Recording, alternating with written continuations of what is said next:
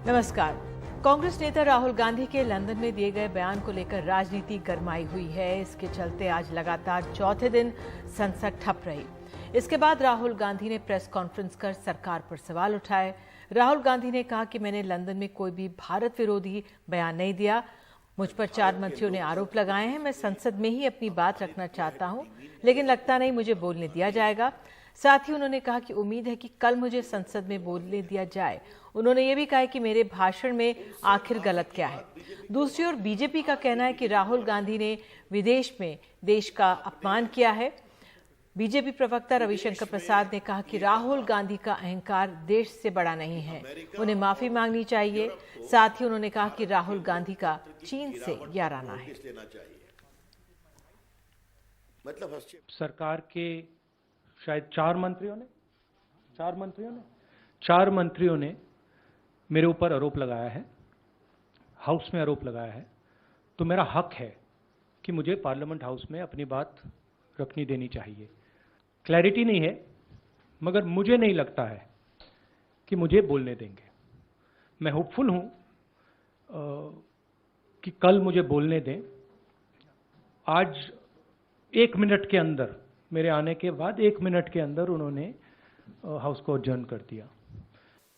आज उन्होंने प्रेस में ऐसी कोई बात नहीं की कि उन्हें खेद है जो उनके द्वारा कहा गया।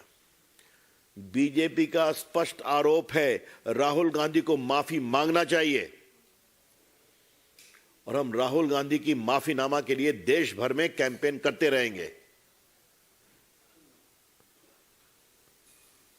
आप भारत के लोकतंत्र का अपमान करेंगे, भारत की जनता के अभिमत का अपमान करेंगे और ऊपर से लंबे लंबे भाषण देंगे।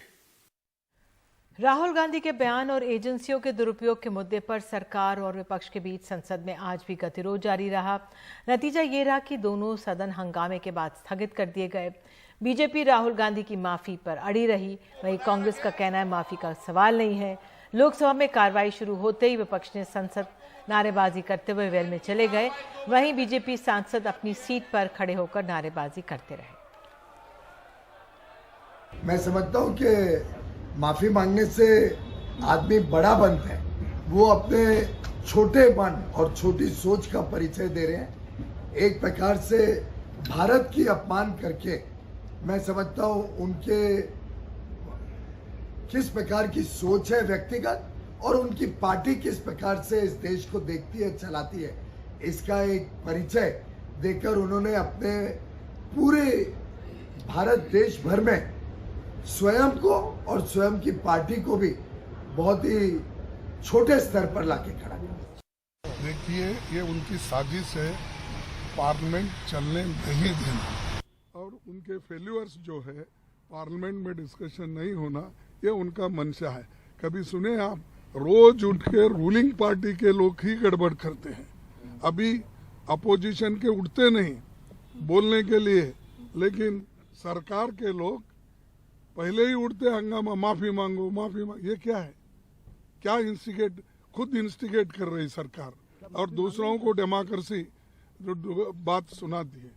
माफी मांगने का सवाल ही नहीं। कर्नाटक में बीजेपी महासचिव सी.टी. रवि और पूर्व मुख्यमंत्री बी.एस. येदियुरप्पा के बीच की लड़ाई अब खुलकर सामने आ गई है।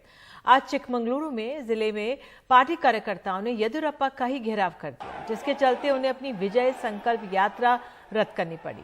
सी.टी. रवि के समर्थकों की मांग की थी कि मुडिगेरे सीट से मौजूदा विधायक एमपी कुमारस्वामी को टिकट ना दिया जाए। इसके बाद येदियुरप्पा अपना रोड शो किए बिना वहां से चले गए। इससे पहले येदियुरप्पा और सी.टी. रवि की खींचतान तब सामने आई थी जब येदियुरप्पा ने ऐलान किया था कि शिकारीपुरा सीट से उनके बेटे बी.वाई. विजेंद्र चुनाव लड़ेंगे और सी.टी. रवि ने इसे खारिज कर दिया था। दिल्ली के पूर्व उप मुख्यमंत्री मनीष सिसोदिया की मुश्किलें आज और बढ़ गई हैं। सीबीआई ने फीडबैक यूनिट के मामले में उनके खिलाफ केस दर्ज कर लिया है। क्या है पूरा मामला, देखिए रिपोर्ट। पहले सीबीआई और फिर ईडी की गिरफ्त से मनीष सिसोदिया निकले भी नहीं कि सीबीआई ने फीडबैक यूनिट मामले में एफआईआर दर्ज कर ली है। दरअसल 2015 और 2016 में जब मनीष सिसोदिया विजिलेंस विभाग के मंत्री थे, तो दिल्ली सरकार के अधिकारियों के कामकाज और भ्रष्टाचार पर नजर रखने के लिए विजिलेंस विभाग के तहत एक फीडबैक यूनिट बनाई गई। फीडबैक यूनिट के गठन के बाद में पहली आपत्ति दिल्ली सरकार के विजिलेंस डिपार्टमेंट के अंदर से उठी। इसमें आपत्ति फीडबैक यूनिट के गठन, इसके फंड और जो इसमें 17 लोगों की भर्ती कथित तौर पर की गई थी, इसके ऊपर में उठाई गई। कहा यह जा रहा है कि जो 17 लोगों की भर्ती की गई, इसमें ज़्यादातर पैरामिलिट्री फोर्सेस से रिटायर्ड हुए लोग थे। विजिलेंस डिपार्टमेंट की इसी शिकायत को उपराज्यपाल के पास भेजा गया और फिर उपराज्यपाल ने इसको सीबीआई को सौंपा और फिर सीबीआई ने जांच करने के बाद अब मामला दर्ज किया है। सीबीआई ने शुरुआती जांच के आधार पर इस मामले में आरोप लगाए कि फीडबैक यूनिट के गठन में नियमों को ताक पर रखा गया। जिन पदों पर अधिकारियों को रखा गया, उनकी मंजूरी उपराज्यपाल से नहीं ली गई, फर्जी बिल पेश किए गए। इस सब के चलते दिल्ली सरकार को 36 लाख रुपए का नुकसान हुआ। इस मामले में मनीष सिसोदिया को आरोपी नंबर 1 बनाया गया है और मुख्यमंत्री अरविंद केजरीवाल के 2 सलाहकारों समेत कुल 6 आरोपी बनाए गए हैं। उधर बीजेपी लगातार एफबीयू मुद्दे पर आम आदमी पार्टी को घेरने में जुटी हुई है। अभी अरविंद केजरीवाल जी इस डर से कूद जाते हैं कि कहीं इस जांच की आंच उन तक न आए, क्योंकि मास्टरमाइंड तो चीफ ही हैं। सीबीआई का आरोप यह भी है कि फीडबैक यूनिट ने विरोधी नेताओं की जासूसी भी की। इस मामले में सवाल ये भी उठ रहे हैं कि जब इस मामले की जांच सीबीआई को 2016 में ही दे दी गई थी, तो क्या सीबीआई को इस मामले की प्राथमिक जांच करने में 7 साल का समय लग गया, तभी यह मामला 2023 में जाके फिर से उठा है। खैर, जो भी हो, फिलहाल मनीष सिसोदिया भ्रष्टाचार के आरोपों में लगातार घिरते ही जा रहे हैं। दिल्ली से रवि रंजन शुक्ला के साथ मैं शरद शर्मा, एनडीटीवी इंडिया। दिल्ली के कॉन्स्टिट्यूशन क्लब में आज विपक्षी दलों के नेता मिले और जम्मू कश्मीर को दोबारा राज्य बनाने और चुनाव कराने की मांग की। विपक्षी दलों ने यह भी ऐलान किया कि मई में कश्मीरी लोगों की मदद के लिए श्रीनगर जाएंगे। ये है विपक्ष की एकता की तस्वीर। अलग अलग विचारधारा वाले कई राजनीतिक दल मिले और सरकार से सवाल किया कि आखिर जब जम्मू कश्मीर में सब कुछ ठीक है तो सरकार चुनाव क्यों नहीं करवा रही है। जम्मू कश्मीर की पार्टीज के लोग आए थे, 13 पार्टीज के, उन्होंने ये इनके सामने रखा कि साहब जम्मू कश्मीर में स्टेटहुड बहाल किया जाए और जबकि सिचुएशन नॉर्मल है तो इलेक्शन क्यों नहीं किया जाए। इस साल मई में ये लोग ऑल पार्टी डेलीगेशन लेकर श्रीनगर भी जाएंगे। अगर हमने उनको सुझाव दे दिया कि हम सब लोग श्रीनगर आने के लिए तैयार है, वहाँ आकर ये जो वहाँ के लोगों की दर्द है उस सुनकर भरोसा देने के लिए तैयारी है और जो कुछ डेट तय हो जाएगी इससे हम सब वहाँ जाएंगे, उनको समर्थन देंगे। सर, पहले स्टेटहुड या पहले इलेक्शंस? दोनों साथ ही होंगे। गृह मंत्रालय इस साल कई बार संसद में बता चुका है कि 2019 के बाद जम्मू कश्मीर में हालात लगातार बेहतर होते जा रहे हैं। 2020 में जहां 37 आम नागरिक और 62 सुरक्षाकर्मी मारे गए थे, वहीं 2021 में 41 नागरिक और 42 सुरक्षाकर्मी मारे गए। 2022 में 30 आम नागरिक और 31 सुरक्षाकर्मी मारे गए और इस साल जनवरी तक 7 आम नागरिक मारे गए हैं। वहाँ पे असंवेदनशील सरकार चल रही है, ब्यूरोक्रेसी ड्रिवन सरकार चल रही है, जिसका आम आवाम के दर्द दम से, चाहे जम्मू हो, कश्मीर हो या लद्दाख हो, कोई लेना देना। जम्मू कश्मीर में लोकतंत्र की बहाली होनी चाहिए, वहाँ पर चुनाव होना चाहिए। जम्मू कश्मीर में आखिरी चुनाव 2014 में हुए थे। 9 साल हो चुके हैं। धारा 370 हटाए हुए भी अब 4 साल होने वाले हैं। केंद्रीय गृह मंत्रालय ये दावा कर रहा है कि जमीन पर हालात जो हैं वो बेहतर हुए हैं। यही वजह है कि ये राजनीतिक दल अब केंद्रीय गृह मंत्री को याद दिला रहे हैं कि जो वादे उन्होंने राज्य की बहाली और चुनावों की किए थे, अब समय आ गया है उन्हें पूरा करने का। नई दिल्ली से नीता शर्मा, एनडीटीवी इंडिया के लिए। नौकरी के बदले जमीन देने के मामले में दिल्ली हाईकोर्ट से तेजस्वी यादव को नहीं मिली है राहत। अब तेजस्वी यादव 25 मार्च को सीबीआई के सामने पेश होंगे। दिल्ली हाईकोर्ट में तेजस्वी यादव की याचिका पर सुनवाई के दौरान सीबीआई ने कहा कि वो बिहार के उप मुख्यमंत्री को इस महीने गिरफ्तार नहीं करेगी। इसके बाद तेजस्वी यादव सीबीआई के सामने पेश होने के लिए तैयार हो गए। तेजस्वी यादव 25 मार्च को दिल्ली स्थित सीबीआई मुख्यालय में सुबह 10:30 बजे पूछताछ के लिए पेश होंगे। देश को बदलना चाहिए, साबित आप लोग कर दिए हैं कि आज नेता। समाजवादी पार्टी के अध्यक्ष अखिलेश यादव कल कोलकाता में मुख्यमंत्री ममता बनर्जी से मुलाकात करेंगे। कई विपक्षी दल बिना कांग्रेस के गठबंधन की ओर इशारा कर रहे हैं। ऐसे में ये मुलाकात अहम हो जाती है। ये मुलाकात ममता बनर्जी के कालीघाट स्थित घर पर होगी। कल ही टीएमसी ने कांग्रेस और राहुल गांधी पर निशाना साधा था।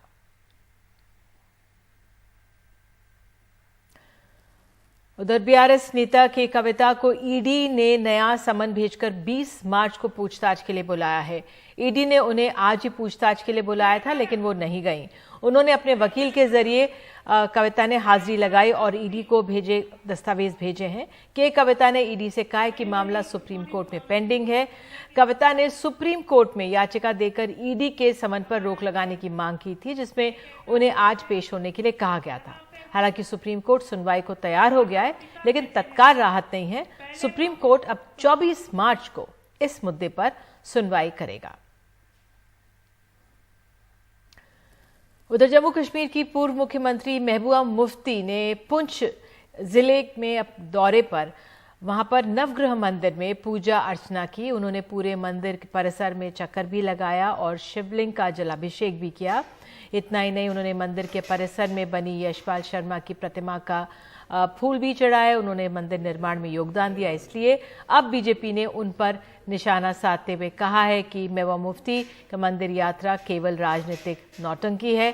कुछ मौलानाओं ने भी महबूबा के इस कदम को इस्लाम के खिलाफ बताया है। महबूबा मुफ्ती ने आज प्रेस कॉन्फ्रेंस में बातचीत करते हुए कहा कि भारत एक धर्मनिरपेक्ष देश है और किसी के मंदिर जाने पर बवाल नहीं होना चाहिए।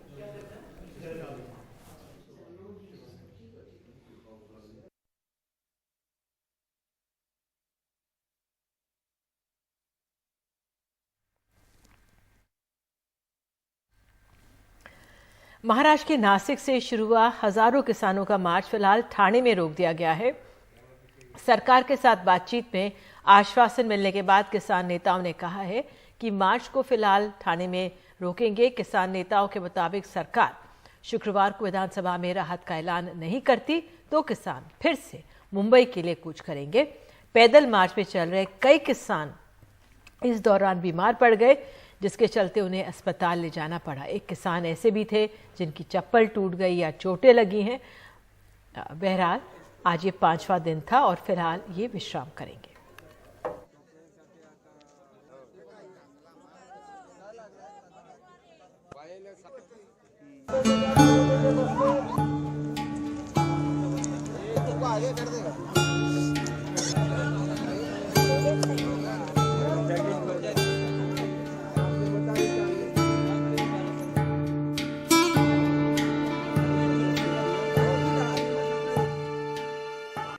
काका कुठून आलाय? आम्ही कुठे आले?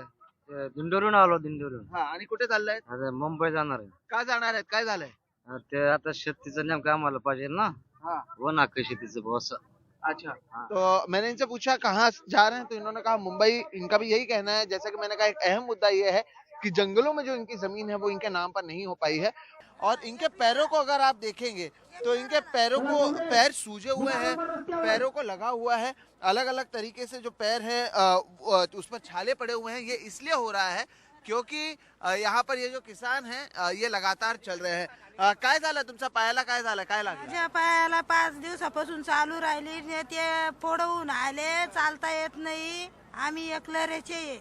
अच्छा, तो इनको मैंने पूछा कि आपके पैर के साथ क्या हो? ये कह रहे हैं क्योंकि लगातार चल रहे हैं, पैर में फोड़े आए हैं, पैर सूज रहा है। तरी तुम्ही चालून चाललाय का? कशाला चालताय? वन जमिनी पट्टासाठी. वन जमिनीसाठी. पण चालून द्यायला तेव्हाच मिळणार आहे का वन जमीन? मग मिळायला पाहिजे. अच्छा आणि सरकार देऊन नाही राहिला. एका गावाचा 7-12 200 लोक 300 लोक असे तर नावं देतात सरकार. ते 7-12वर मग काय करायचं आम्ही? आम्हाला कर्ज भेटेल का? तो इनका कहना है कि हमारी जमीन जंगलों में है और ये जमीन हमारे नाम पर नहीं हो रही है, हमें कोई कर्ज नहीं देता है, हम किस तरह से रहेंगे और इसीलिए ये मुंबई जा रहे हैं. तुमचा पायाला पण लागलाय का? लागलाय तुमचा पायाला? जरासा सूजला है, थोड़ा सा पैर सूजा है, ये ऐसा कह रही हैं. और इसके बावजूद जो दादी हैं वो चलती हुई नजर आ रही हैं. 65 साल की इनकी उम्र है. दोपहर के सामने ऐसे गाना गाते हुए अपनी बातों को रखते हुए कि किस चीज के लिए हम जा रहे हैं वो बताते हुए, जो किसान हैं, जो मजदूर हैं, जो खेत मजदूर हैं, आदिवासी किसान हैं, ये बड़े पैमाने पर जा रहे हैं. जैसे कि आप मेरे पीछे बैकग्राउंड में सुन पाएंगे, मैं सुनाने की भी कोशिश करूंगा. इसी तरह से गाना गा रहे हैं और इस सड़कों पर मुंबई नासिक हाईवे पर चलते हुए जा रहे हैं. और अरुणाचल प्रदेश से दुखद खबर है. यहां के बोमडियाल में आज सेना का एक चीता हेलीकॉप्टर हादसे का शिकार हो गया. सेना, एसएसबी और आईटीबीपी की सर्च पार्टियां घंटों तक हेलीकॉप्टर की तलाश में जुटी रही. मंडला हिल्स के पास हेलीकॉप्टर का मलबा मिला. सेना के मुताबिक हेलीकॉप्टर में सवार दोनों पायलट्स के शव मिल गए हैं.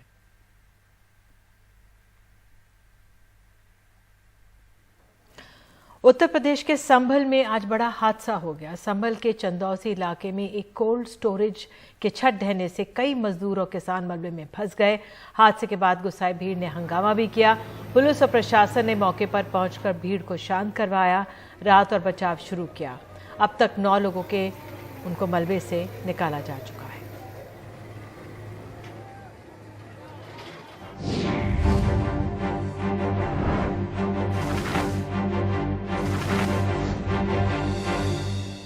अमेरिका ने काला सागर क्षेत्र में समंदर में ड्रोन की घटना का वीडियो जारी किया है.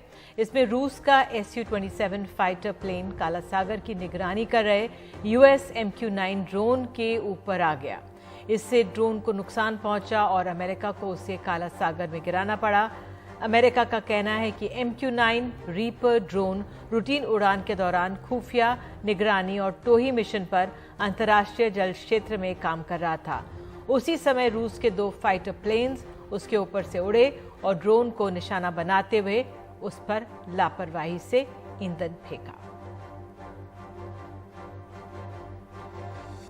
और इसी के साथ न्यूज़ एट 8 में आज के लिए इतना ही. नमस्कार.